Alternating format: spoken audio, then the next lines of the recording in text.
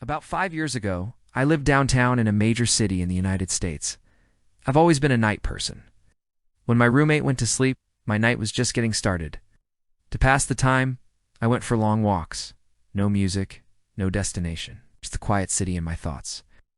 I did this for almost 4 years, walking alone at night, street after street, block after block, and in all that time, I never once felt afraid. I used to joke with my roommate that even the drug dealers in our city were polite. That's how safe it felt.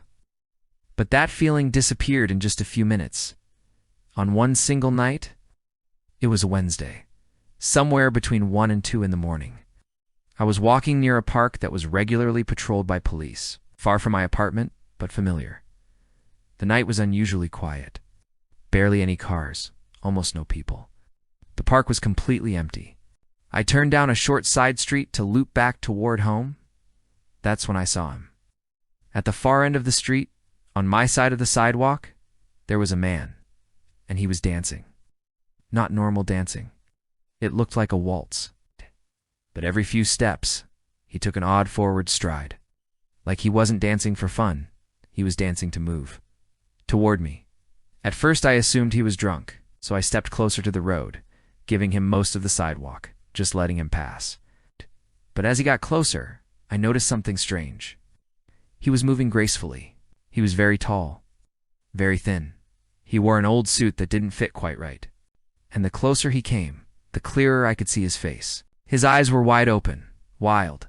His head was tilted slightly back, as if he was staring at the sky. And his mouth was stretched into a painfully wide smile. It didn't look human. That's when I decided to cross the street. I took my eyes off him for just a moment. The street was empty. As I reached the other side, I glanced back. I stopped. He wasn't dancing anymore. He was standing in the street, 1 foot on the road, perfectly lined up with me, facing me, still smiling, still staring at the sky. Every instinct in my body screamed that something was wrong. Started walking again, slowly, never taking my eyes off him. He didn't move.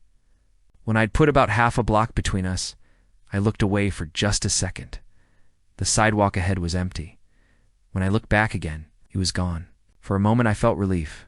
Then I saw him. He'd crossed the street. He was crouched slightly in the shadows, and I knew he was facing me. I had only looked away for maybe 10 seconds, which meant one thing. He moved fast. I stood there, frozen, staring. Then he started moving again. He took giant, exaggerated, tiptoed steps, like a cartoon character sneaking up on someone. Except he was moving very, very quickly. I wish I could say I ran, or pulled out my phone, or used my pepper spray. But I didn't. I couldn't. I just stood there. Frozen. He stopped again, about a car length away, still smiling, still staring upward. And when I finally spoke, what I meant to say was, "What the hell do you want?" But what came out was a whimper. What the foo? Humans might not smell fear, but we can hear it.